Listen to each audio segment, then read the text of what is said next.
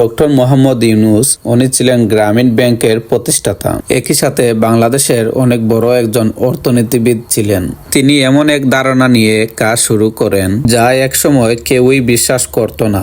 গরিব মানুষকে ঋণ দিলে তারা এই ঋণ পরিশোধ করতে পারবে না, কিন্তু ডক্টর ইউনূস এই ধারণাকে পাল্টে দিলেন। একদিন চট্টগ্রামে জব্বারহাটের এক গ্রামে দরিদ্র এক নারীর অবস্থা দেখে তিনি বুঝতে পারলেন তারা সামান্য কিছু টাকা পেলে তারা নিজেরা কিছু একটা করতে পারবে এবং সেখান থেকে অনেক বড় হতে পারবে।